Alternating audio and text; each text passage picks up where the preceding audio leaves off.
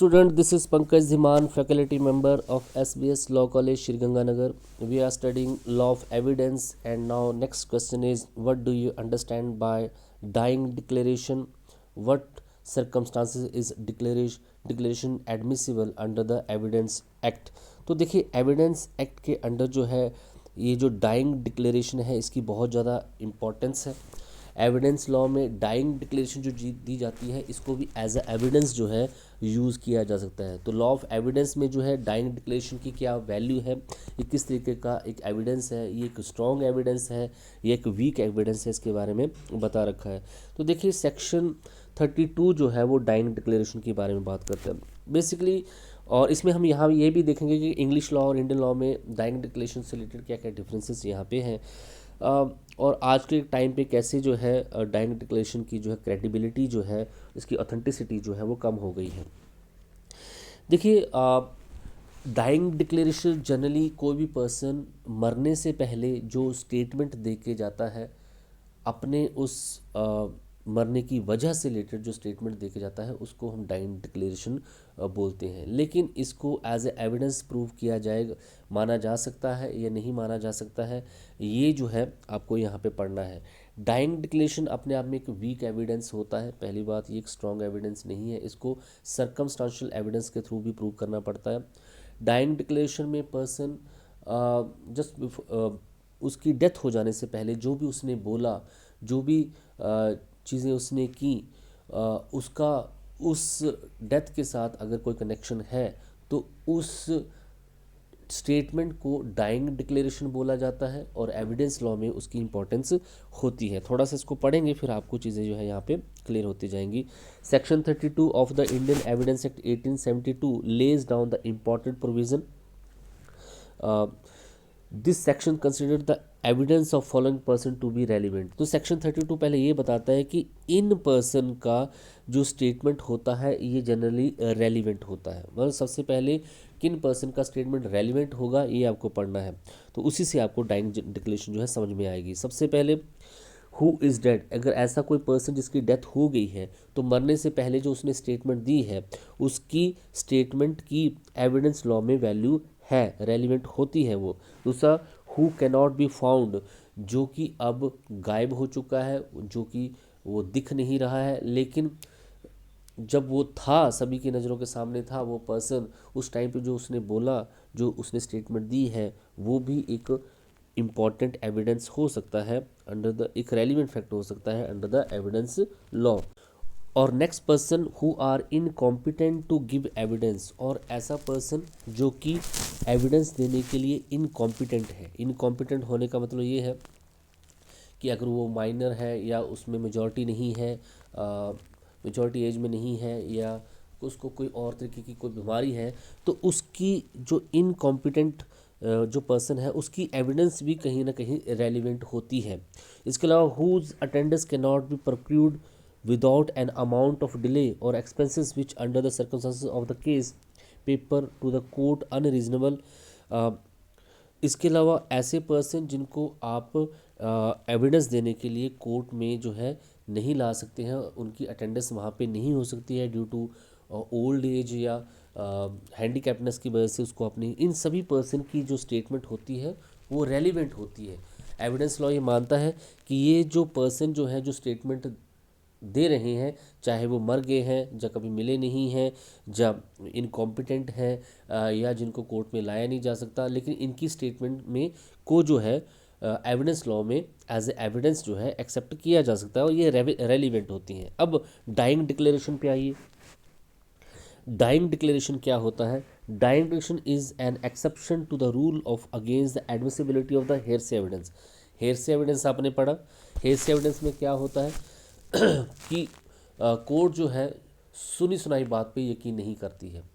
मतलब कि स्टेटमेंट जो होनी चाहिए, कोई एविडेंस जो होना है, वो डायरेक्ट वो पर्सन आके दे। उसने अगर किसी से और से सुनी है कोई बात तो उसको कोर्ट एक्सेप्ट नहीं करती, उसको हेयरसे एविडेंस बोलाता है। लेकिन डाइंग डिक्लेरेशन हेयरसे एविडेंस का एक एक्सेप्शन है, क्योंकि यहाँ पे जो स्टेटमेंट दे रहा है उसकी तो डेथ हो गई है और उसकी जो स्टेटमेंट यहाँ पे है उसको कोर्ट के सामने कोई और बता रहा है कि मरने से पहले ये पर्सन ये बोल के गया था। इट मीन्स कि उसने जो है उस स्टेटमेंट को बता रहा है जो कि उसने उससे सुनी थी और उसको अब कोर्ट में बता रहा है। तो इट मीन्स कि ये हेयरसे एविडेंस जो होता है उसके अगेंस्ट ये डाइंग डिक्लेरेशन का रूल जो है काम करता है। Madan versus state of Maharashtra के केसेस में ये बोला गया। देखिए सेक्शन 32 क्लॉज 1 क्या बोलता है। Such a statement can be proved when it is made by a person as to the cause of his death और as to any of the circumstances of the transaction which resulted to his death. ये जो statement जो दी जाती है उसको prove किया जा सकता है जब कोई पर्सन जो है अपनी डेथ के कारण को बता के जाता है या वो सारी परिस्थितियाँ बता के जाता है जिसकी वजह से उसकी डेथ वहाँ पे हुई है। वो सारी परिस्थितियाँ बताता है जिसकी वजह से उसकी डेथ हुई है। The statement will be relevant in every case of proceeding in which the cause of that persons death come into question. तो ये स्टेटमेंट जो है एक जो है रेलिवेंट हो जाती है। जो स्टेटमेंट उसने मरने से पहले दी थी, उसने अपनी डेथ का कॉज बताया था, जहाँ वो सारी परिस्थितियाँ बताई थी जिसकी वजह से उसकी डेथ हो सकती है। तो ये एक इम्पॉर्टेंट स्टेटमेंट हो सकती है जब उसकी डेथ का क्वेश्चन कोर्ट में जो है वो चला हुआ है, मतलब ये कोर्ट के सामने क्वेश्चन है कि एक्चुअल में डेथ हुई है या किसने की है। तो जब कोर्ट के सामने उसकी डेथ का क्वेश्चन है कि उसकी डेथ कैसे हुई, तो उस टाइम पे उसके मरने से पहले जो उसने स्टेटमेंट्स दी हैं वो एक रेलिवेंट फैक्ट हो सकता है और ये एक एविडेंस का काम कर सकता है और एविडेंस लॉ में इसकी वैल्यू है और इसी को जो है डाइंग डिक्लेरेशन जो है बोला जाता है। This clause also says that the such statement are relevant whether the person who made them was or was not at the time when they were made under the expectation of death। तो ये बहुत important बात है कि ये ज़रूरी statement जो है जब वो दे रहा है ये ज़रूरी नहीं है कि उस टाइम पे उसकी डेथ होने ही वाली है।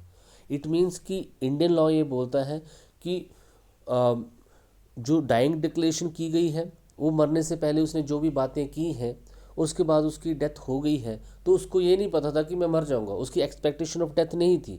लेकिन जो उसने बातें वहाँ पे की हैं, अगर मान लीजिए कि वो बोल के जा रहा है कि मैं जो है मुंबई जा रहा हूँ और वहाँ पे मैं किसी पर्सन से मिलने जा रहा हूँ, उसका नाम भी बता रहा है और उसके बाद वहाँ पे रेलवे स्टेशन पे मुंबई पे उसकी डेड बॉडी मिलती है, तो एक अनुमान आप लगा सकते हो कि वो किससे मिलने गया था और क्या वहाँ पे जो हो सकता है। तो एक मरने से पहले जो उसने बातें बोली हैं वो रेलिवेंट हो सकती हैं, इनको ही डाइंग डिक्लेरेशन बोला जाता है और ये ज़रूरी नहीं है कि उसको पता हो कि वो मरने ही वाला है, ये इंपॉर्टेंट थिंग है। And whatever may be the nature of the protecting proceeding in which the cause of his death come in to question. और अब ये डाइंग डिक्लेरेशन तब लॉ ऑफ एविडेंस में इसकी इंपॉर्टेंस हो जाती है, कोर्ट के लिए इंपॉर्टेंट हो जाती है जब उसकी डेथ का क्वेश्चन है कि उसकी डेथ एक्चुअल में हुई कैसी है। तो जो उसने मरने से पहले जो बातें बोली हैं, जहाँ पे वो जा रहा था, जिसके बारे में वो जिक्र कर रहा था और उसके बाद उसकी डेथ हो जाती है, तो ये सारी चीज़ें जो हैं एक रेलिवेंट फैक्ट जो है बन जाती हैं। It has been cleared in the clause that the such statement is relevant whether there was no expectation of death of that person at the making of the statement or irrespective of the nature of the proceeding। तो यहाँ पे ये बात कही गई कि ज़रूरी नहीं है कि वो स्टेटमेंट वो तभी दे रहा हो और उसको अपनी जान का खतरा हो। ये ज़रूरी नहीं है कि उसको पता हो कि मैं मर जाऊंगा या एक्सपेक्टेशन ऑफ डेथ है। एक्चुअल में जो एंग्लो लॉ है, इंग्लिश लॉ जो है, वहाँ पे जो है ये बताया गया है कि जो डाइंग डिक्लेरेशन होती है वो मरने से पहले दी जाती है और उसको एक्सपेक्टेशन होती है कि मैं मर जाऊंगा। लेकिन इंडियन लॉ इस बात को नहीं मानता। इंडियन लॉ ये बोलता है कि ये ज़रूरी नहीं है कि उसको पता हो कि मैं मर जाऊंगा। वो नॉर्मल लाइफ में जो चीज़ें बोल रहा है, कर रहा है, किसी के बारे में बात कर रहा है या कहीं पे जा रहा है और उसके बाद जो उसकी डेथ हो जाती है, तो उसको भी तो पता नहीं था कि उसकी डेथ हो जाएगी। तो ये चीज़ें यहाँ पे बताई गई हैं। देखिए आपके पास इलस्ट्रेशन है। The question is whether A was murdered by B or A dies of injuries received in the transaction in the course of which he was ravished।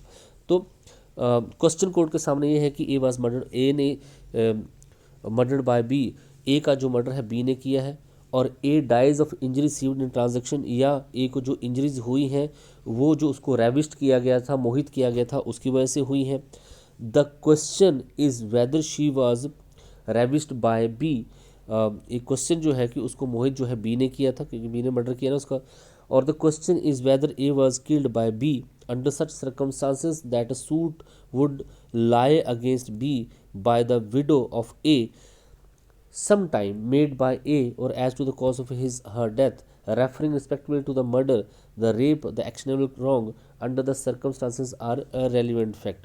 तो यहाँ पे यही बताया गया कि अगर ए की जहाँ पे डेथ हुई है बाय बी, या बाय जो ए को जो इंजरी हुई है उसकी वजह से जो है डेथ हुई है उसको मोहित बी ने किया है, तो ए जो है जो भी स्टेटमेंट दे रहा है, ए जो भी बोल रहा है, जो भी वो जो बोल के गया था अपनी विडो को, वो सारी चीज़ें यहाँ पे क्या हो जाती है, रेलिवेंट फैक्ट जो है बन जाते हैं.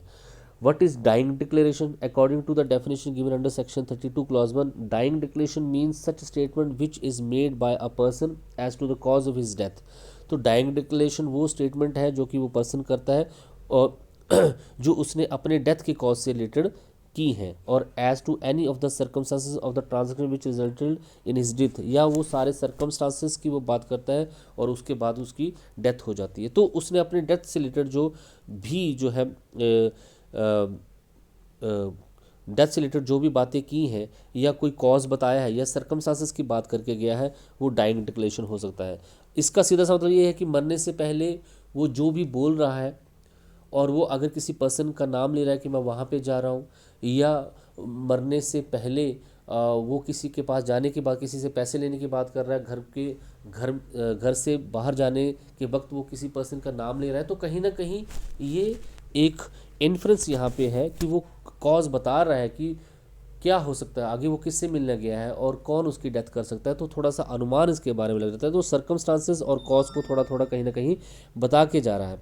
हालांकि उसको भी नहीं पता कि आगे उसकी डेथ हो जाएगी, लेकिन ये सारी स्टेटमेंट जो है ये डाइंग डिक्लेरेशन में आ जाती है. Where is the English law the dying declaration required. English law में डाइंग डिक्लेरेशन क्या है, देखिए, person making statement is on death bed. जो इंग्लिश लॉ में फ़र्क यही है कि जो पर्सन जो है डाइंग डिक्लेरेशन कर रहा है वो डेथ बेड पे है, मीन्स मरने वाला है. यही फ़र्क है इंडियन लॉ और इंग्लिश लॉ में कि इंडियन लॉ ये नहीं बोलता कि वो डेथ बेड पे है, वो नॉर्मल लाइफ जी रहा है और सडनली उसने किसी से पैसे लेने हैं और उसको वो पर्सन कॉल करता है कि आओ मेरे घर में पैसे ले जाओ, और वो अपनी वाइफ को बोल के जाता है कि मैं जा रहा हूँ, मैंने उससे पैसे लेने हैं, मैं उसके घर जा रहा हूँ, और वहाँ पे फिर उनमें कहासुनी हो जाती है, वो उसको मर्डर कर देता है. तो वो अपनी वाइफ को बोल के गया है कि मैं उसके घर जा रहा हूँ, तो इट मीन्स कि एक तो उसको भी पता नहीं है कि आगे मैं मर जाऊँगा, वो डेथ बेड पर तो है नहीं, लेकिन उसकी वो स्टेटमेंट डाइंग डिक्लेरेशन है. इंग्लिश लॉ के अंडर उसकी ये डाइंग डिक्लेरेशन तभी बनेगी जब वो डेथ बेड पे है, मरते टाइम पे जो वो बोल के जा रहा है वही डाइंग डिक्लेरेशन है. He has reasonable apprehension that he is about to die. English law ये भी बोलता है कि वो जो स्टेटमेंट जो दे रहा है वो तभी जो है रीजनेबल होंगी और इम्पॉर्टेंट होगी in the evidence of law जब उसको ये लग रहा है कि अब मैं मर जाऊंगा. तो मरने से पहले या तो वो डेथ बेड पे या मरने उसको लगता है भी अब मैं मरने ही वाला हूँ, उससे पहले जो वो कोई सूचना दे के जा रहा है, कोई इन्फॉर्मेशन दे के जा रहा है, तो वो अपने आप में एक डाइंग डिक्लेरेशन बन जाती है और एविडेंस लॉ में इसकी वैल्यू है.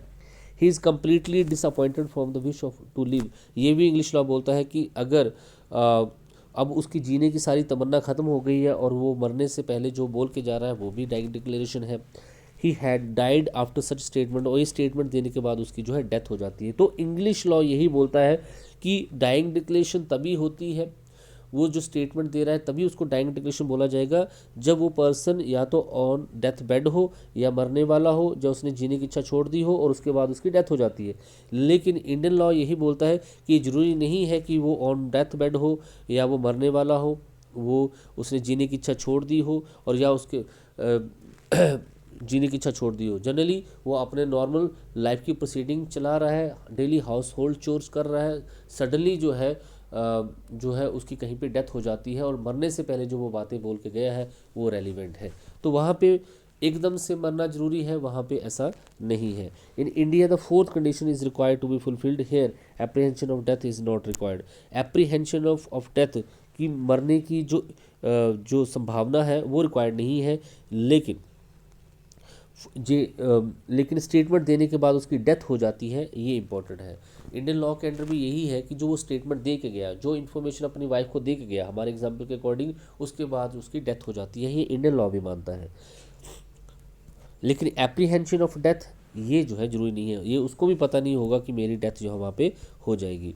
This is a good case, पालक नारायण स्वामी वर्सेस एम्परर का केस है 1937 का। अकुरी Nakuraju said to his wife that he is going to Berhampur because the wife of the accused appellant had called him to receive the due amount. तो यहाँ पे नकू राजू जो है एक डिजीज़ है जिसकी डेथ हुई है, कुरी नकू राजू, वो अपनी वाइफ को जाने बहरामपुर जाने से पहले ये बता के जाता है कि जो एक्यूज़ की जो वाइफ है उसने उसको जो है बोला है कि आओ जो आपके पैसे हमने जो देने हैं वो ले जाओ आके। On the 21 March 1937 Nakuraju left to the Berhampur. तो वो 21 मार्च को 1937 को बहरामपुर के लिए चला जाता है। On 23 March 1937 the body of deceased Nakuraju was found in the box in the coach of the train. और 23 मार्च को जो उसकी बॉडी जो है एक ट्रेन के डिब्बे में मिलती है। This box was bought for the appellate. और ये जो बॉक्स था ये अपलेंट ने ही जो है ख़रीदा था वहाँ पे। तो अब यहाँ पे देखिए जो बातें वो अपने मरने से पहले बोल के गया है, उसको भी नहीं पता कि मैं मर जाऊँगा, और इंग्लिश लॉ ये बोलता है कि उसको पता हो कि मरने वाला हो, तो ये बात नहीं चलेगी। इंडियन लॉ ये बोलता है कि ना तो उसको एप्रीहेंशन ऑफ डेथ हो, लेकिन वो स्टेटमेंट देने के बाद उसकी जो है डेथ हो जाए। तो यहाँ पे भी वो जो बोल के गया, एक जो बात वो बोल के गया कि मैं जा रहा हूँ कहीं पे पैसे लेने के लिए जा रहा हूँ, तो ये एक डाइंग डिक्लेरेशन है। और उसके बाद जो उसकी डेथ हो जाती है, जैसे कि इंडियन लॉ में मानता है कि उस स्टेटमेंट को देने के बाद उसकी डेथ हो जाती है, लेकिन एप्रीहेंशन ऑफ डेथ उसको भी नहीं थी कि मेरी जो है डेथ यहाँ पे हो जाएगी। तो इसको जो है डाइंग डिक्लेरेशन माना जाएगा। कोर्ट इसके बेसिस पे इस केस को कंक्लूड कर सकती है कि हो सकता है कि नकुराजुन वहाँ पे पैसे लेने ही गया था, और वहाँ पे उस वाइफ का जो हस्बैंड है जो कि अक्यूज़ है इस केस में, हो सकता है उसी ने उसका मर्डर वहाँ पे किया हो। तो एक इन्फरेंस जो है लगाई जा सकती है on the basis of dying declaration जो कि उसने मरने से पहले की है। Privy council admit the statement set by the deceased to his wife as a dying declaration. तो प्रीवी काउंसिल ने यहाँ पे जो अक्यूज डिजीज़ की जो जिसकी डेथ हो चुकी है नकराजू की, उसकी वाइफ उसने जो वाइफ को बोला था उस स्टेटमेंट को as a dying declaration accept किया। He is going to Berhampur on the invitation of the accused wife. वो बहरामपुर जा रहा था अक्यूज वाइफ के इन्विटेशन पे, because it reflect the circumstances of the transaction which resulted in the death of the Nakiraju. और ये सारी वो परिस्थितियाँ बता रहा है जिसकी वजह से जो है उसकी डेथ हुई थी। Where the deceased himself dictated the FIR to the police station, police and the same was read over to him and he put to the thumb impression on it. The Supreme Court held the FIR to be admissible as a dying declaration.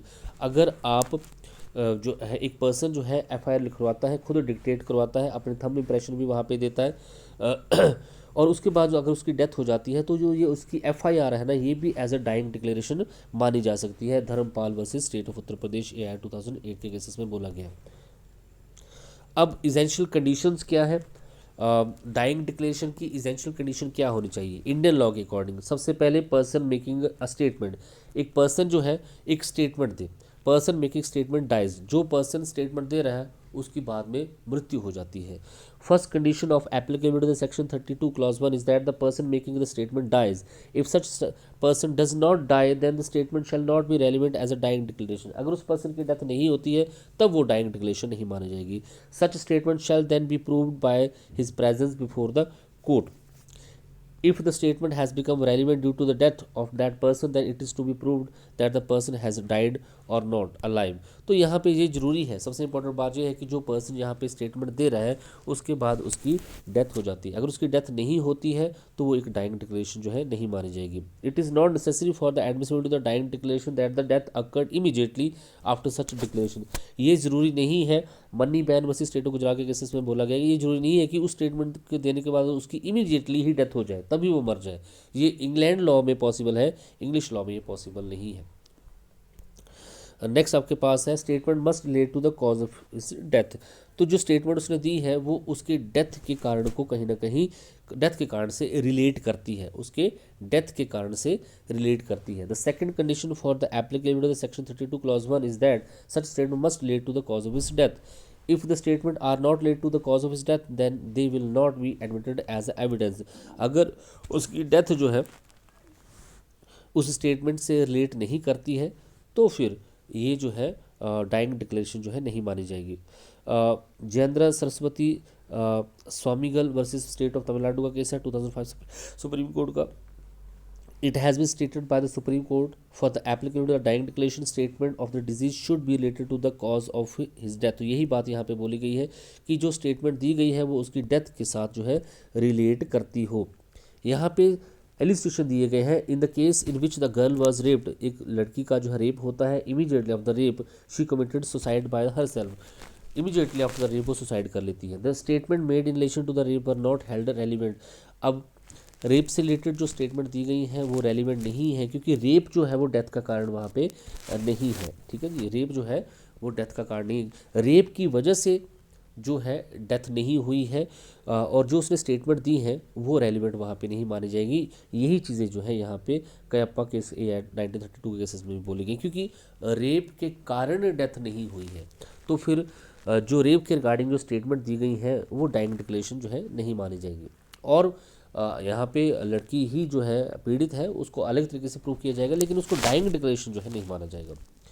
Circumstances of the transaction must result in his death, और वो जो परिस्थितियाँ जो है वो उसकी death का कारण फिर जो बन जाती हैं। जो वो स्टेटमेंट दे रहा है जो कि उसकी डेथ के साथ रिलेट कर रही है और जो परिस्थितियाँ जो बन रही हैं उसके कारण उसकी जो है डेथ वहाँ पे फिर हो जाती है।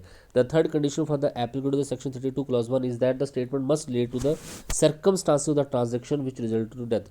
तो स्टेटमेंट जो है उसकी वो सारी परिस्थितियाँ को भी से भी रिलेट करती हो जिसकी वजह से उसकी डेथ होगी।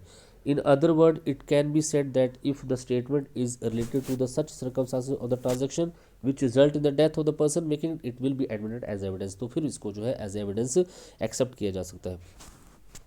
जैसे पकाला नारायण स्वामी वर्सेस एम्परर का case, a woman received injuries during the robbery in a house before death, she make a statement of those circumstances in which robbery occurred, her statement is admitted in evidence। तो देखिए यहाँ पे भी वही चीज़ है कि एक वुमेन को जो है रॉबरी उसके घर में होती है, उसकी वजह से इंजरी हो जाती है और बिफोर डेथ मरने से पहले वो एक स्टेटमेंट दी की जाती है कि उसके घर में चोरी हुई थी। अब क्योंकि मरने से पहले वो स्टेटमेंट दे के गई है कि उसके घर में ऐसे ऐसी चोरी हुई थी, ये स्टेटमेंट जो है एक एविडेंस हो सकता है। Although the cause of death was not robbery, हालांकि डेथ का कारण रॉबरी नहीं है, जो इंजरी हुई थी उस वो कारण है, लेकिन फिर भी क्योंकि मरने के बाद जो उसने स्टेटमेंट दी कि उसके घर में चोरी रॉबरी हुई थी, ये एक डाइंग डिक्लेरेशन जो है वहाँ पे हो सकती है।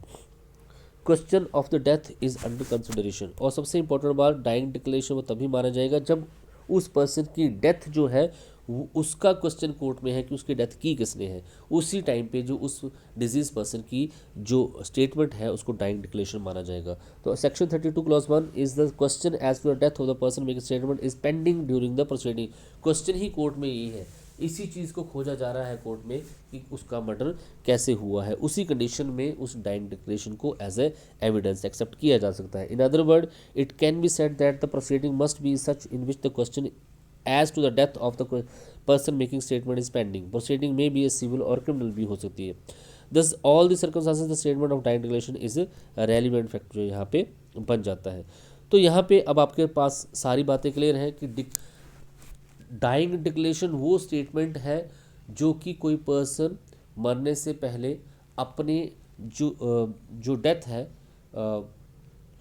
जो उसकी स्टेटमेंट है वो रिलेट करती है उसके डेथ के साथ, या जो उसकी स्टेटमेंट जो है वो सर्कमस्टांसेस को बताती है जो कि उसके डेथ के कारण बने हुए हैं, और उसका डेथ का क्वेश्चन ही कोर्ट में जो है क्वेश्चनेबल है, उसी का को कोर्ट में प्रूव किया जा रहा है कि अगर डेथ किसने की है तो तभी वो डाइंग डिक्लेरेशन जो है बनती है। एविडेंटरी वैल्यू बात करें तो एविडेंस लॉ में इस एविडेंस की कितनी इंपॉर्टेंस है, क्योंकि ये एक सुनी सुनाई बात है, हेयर से बात है, वो मरने से पहले जो बोल के गया हो सकता है उसने वो नॉर्मली ही ऐसी बात है कि उसका मर्डर कोई और कर गया, तो आप उसको नहीं पकड़ सकते हैं जिसके पास वो जा रहा है। तो एविडेंट वैल्यू जो है इसकी कम है, लेकिन रेलिवेंट है। Dying declaration is considered as evidence of weak nature. Many times it is being said that the statement making dying declaration have lost their reliability and importance.